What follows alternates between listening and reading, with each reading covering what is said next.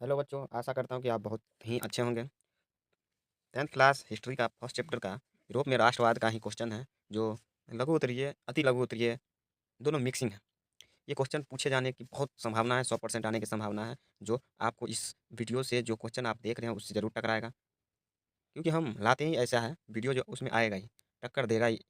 50 question आपको बताऊंगा तो 25 क्वेश्चन ऐसा नहीं है सो नहीं आएगा। उस 50 में से 25 क्वेश्चन या 30 क्वेश्चन आपको पूरा का पूरा मिलेगा हमारे वीडियो को से। आप खाली ईमानदारी से देखें और हाँ, कापी कलम लेके वीडियो को चला के और बैठें, और जो जो हम बता रहे हैं सो आपको उतारना है और उसको रोज़ देखना है। 1 मिनट लगता है, 1 मिनट में एक क्वेश्चन पढ़ दे, फिर कल पढ़ो, फिर परसों, ऐसे आप 30 दिन तक रोज़ करोगे, 45 दिन तक, तो आपके दिमाग में ये क्वेश्चन आंसर भूलने की कोई समस्या नहीं आएगी। तो समय न गवाते हुए चलो शुरू करते हैं। आज का हमारा पहला क्वेश्चन है, चार्टिस्ट आंदोलन किस देश में हुआ था? चार्टिस्ट आंदोलन लंदन में हुआ। उसे इंग्लैंड भी कहते हैं। चार्टिस्ट आंदोलन इसको लिखना है, चार्टिस्ट आंदोलन इंग्लैंड में हुआ। और हमको अच्छा नंबर लाने के लिए हमें इसमें और कुछ लिख देना है। चार्टिस्ट आंदोलन इंग्लैंड में हुआ, सो 1838 ईस्वी से 1848 ईस्वी तक हुआ। यह आंदोलन मजदूरों के लिए हुआ था, सो बहुत अन्याय हो रहा था, इसीलिए यह आंदोलन हुआ था। दूसरा नंबर है वियना। वियना कांग्रेस सम्मेलन फ्रांस में किस राजवंश की पुनर्स्थापना की गई? वियना कांग्रेस सम्मेलन में फ्रांस में किस पुनर्स्थापना की गई? तो इसका आंसर लिखना है, वियना कांग्रेस 1815 ईस्वी द्वारा फ्रांस में बूढ़ो राजवंश की पुनर्स्थापना की गई। मतलब 1815 ईस्वी में बूढ़ो राजवंश की स्थापना की गई। तीसरा क्वेश्चन है, जर्मन जर्मन राइन महासंघ की स्थापना किसने की? जर्मन जर्मन राइन महासंघ की स्थापना किसने की, ये क्वेश्चन पूछ रहा है। इसको आंसर देना है, जर्मन राइन संघ की स्थापना नेपोलियन ने किया था। नेपोलियन बोनापार्ट का आपने नाम सुना होगा, पढ़े होंगे, उसी ने इसका जर्मन राइन संघ का स्थापना किया था। चौथा क्वेश्चन है, लौह एवं रक्त की नीति क्या थी? लौह एवं रक्त की नीति क्या थी? तो इसका सही अच्छे से उत्तर देना है, लौह एवं रक्त की नीति का प्रतिपादन बिस्मार्क ने किया था। लौह एवं रक्त की नीति का प्रतिपादन बिस्मार्क ने किया था। आगे लिखना है, इस नीति के अनुसार सैन्य शक्ति की सहायता से पूरे जर्मन प्रदेश प्रदेश का एकीकरण करना था। पंचमा क्वेश्चन है, एंटर्स रेनर ने राष्ट्रवाद को किस रूप में परिभाषित किया? मतलब ये अपना मतलब जैसे हम लोग हैं जो अपना भाषा में परिभाषित करते थे, वैसे ही एंड सर्ट एक वैज्ञानिक था या कोई इतिहासकार आदमी था, या कहे तो वो कविता या कहानीकार था, कुछ भी था, लेकिन उसने अपने शब्द में लिखा था जो राष्ट्रवाद किस रूप में उसने परिभाषित किया था, उसका आंसर कैसे दिया था, वो अपने ज़माने में अपने रूप में लिखा था। तो इसका आंसर है, वो लिखा था, फ्रांसीसी दार्शनिक अनरसट रेनर ने 19वीं शताब्दी में राष्ट्रवाद की व्याख्या की। रेनर ने राष्ट्रवाद की एक नई और व्यापक परिभाषा दी, जिसका अनुसार राष्ट्र की बड़ी और व्यापक एकता है। उन्होंने कहा था। छठा नंबर क्वेश्चन देखते हैं, 1830 ईस्वी से 1830 और 48 की क्रांति का सामान्य विशेषताएं क्या थी? तो इसका उत्तर है, पहला, सभी क्रांतिकारी प्रतिक्रियावादी और निरंकुश शासन की समाप्ति चाहते थे। दूसरा, वे उदारवाद और राष्ट्रवाद के समर्थक थे। तीसरा, वे वैधानिक शासन की मांग कर रहे थे। चौथा, दोनों क्रांतियों की एक मुख्य विशेषता यह भी थी कि स्वतंत्रता और नागरिक अधिकार का सुरक्षा मुख्य मुद्दा था। 7वां नंबर क्वेश्चन देखेंगे, विश्व मार्ग के कार्यों की चर्चा करें। मतलब उन्होंने क्या क्या किया, अपना जीवन कैसे चलाया उसने। मतलब कोई जैसे प्रधानमंत्री है, नरेंद्र मोदी हैं, अभी अपना देश के वर्तमान का प्रधानमंत्री हैं, तो वो मतलब कहे तो उससे अगर यदि पूछ दे कोई किसी से, जो प्रधानमंत्री मोदी, श्री नरेंद्र मोदी हमारे देश के अभी क्या क्या कार्य किए, उसका उसको मतलब बताओ, उसको लिखना है आपको, या बताओ हमको सुनाओ। तो आप क्या कहेंगे? जो सुनाएंगे वही तो लिखेंगे, या उसी को चर्चा कहते हैं। तो वही बिस्मार्क है, जो एक वैज्ञानिक था या करिकार था या कुछ भी था, अलग बात है। तो उसी का बिस्मार्क के कार्यों की चर्चा, मतलब उन्होंने क्या-क्या किया अपने जीवन में, उसी को लिखना है।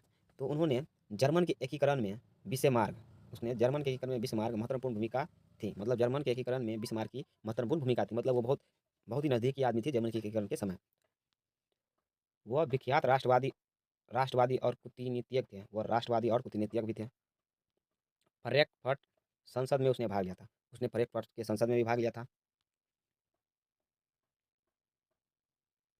वे रूस और फ्रांस में राजदूत भी थे। वे रूस और फ्रांस के राजदूत भी थे रहे।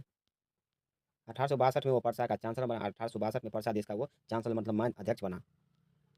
सर्वप्रथम बिस्मार्क ने पर्सा की आर्थिक सैनिक शक्ति सुदृढ़ की। उसने आर्थिक वो जब कुछ बना या राजा बना या कुछ भी चांसलर बना तो उसने पर्सा का मतलब शक्ति बढ़ाया, शक्ति में योगदान मतलब वो अपने अपने शासन से चलाया और उसको आगे बढ़ाया। और कह रहा है तो तत्पश्चात उसने डेनमार्क 1864, ऑस्ट्रेलिया 1866 से डावो का युद्ध तथा फ्रांस 1870 में को पराजित कर जर्मन का एकीकरण किया।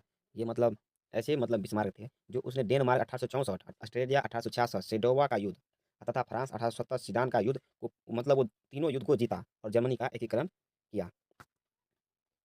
8वां नंबर क्वेश्चन है मेटरनिख कौन था? यूरोपीय इतिहास में वो क्यों विख्यात था? मतलब मेटरनिख कौन था और यूरोपीय इतिहास में वो क्यों मतलब सबसे ज़्यादा उसका योगदान या कहे तो उसका ज़्यादा नाम आ रहा है, तो कोई ना होगा तो उसका ज़्यादा नाम क्यों आ रहा है? तो उसी को हम पढ़ते हैं जो मेटरनिख आखिर कौन है? मतलब हमारा क्वेश्चन यहाँ से क्यों उठाता है जो मेटरनिख कौन है? तो उसी को मतलब हम अभी पढ़ेंगे जो मेटरनिख आखिर कौन है? तो मेटरनिख ऑस्ट्रेलिया का चांसलर था। आपको पहले ही बताया था मेटरनिख ऑस्ट्रेलिया का चांसलर था। वो घोर प्रतिक्रियावादी क्रांति क्रांति के संदेह का कट्टर विरोध एवं पुरातत्व व्यवस्था में बनाए रखने का समर्थक था। मेटरनिख ऑस्ट्रेलिया का चांसलर था। वो घोर प्रतिक्रियावादी क्रांति के संदेश का कट्टर विरोध पुरातन व्यवस्था बनाए रखने का समर्थक समर्थक था। उसने जिस प्रकार की व्यवस्था यूरोपियों में स्थापित की उसे मेटरनिख व्यवस्था कहा था। उसने अपने हिसाब से जिस व्यवस्था का उपयोग किया या व्यवस्था किया उसे ही मेटरनिख व्यवस्था कहा जाता है। अपनी इस व्यवस्था के कारण वह यूरोपीय इतिहास में विख्यात है। मतलब उसने जो काम किया वो इतना फेमस हुआ जो उस काम के अभी भी उसका काम को मतलब यूरोपीय इतिहास में विख्यात मतलब चर्चा हो रहा है। अगला क्वेश्चन देखते हैं। जर्मन का राजनीतिक एकीकरण के पहले आर्थिक एकीकरण कैसे था? जर्मन का राष्ट्रीय एकीकरण के पहले आर्थिक आर्थिक एकीकरण कैसे था?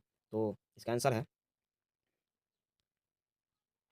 1815 से 48 के मध्य जर्मनी औद्योगिकरण की पृष्ठभूमि तैयार हो गई। मतलब 1815 से 48 के मध्य जर्मनी के औद्योगिकरण की पृष्ठभूमि तैयार हो गई। मतलब कारखाना वहाँ लग गए और पृष्ठ मतलब किताबों में भी छप गई। कोयला और खनिज उद्योग का विकास हुआ। कोयला और खनिज मतलब कोयला और खनिज का जो फैक्ट्री था उनका विकास हुआ। रेल लाइनों का प्रसार हुआ। रेल लाइन भी बिछी और प्रचार प्रसार भी हुआ।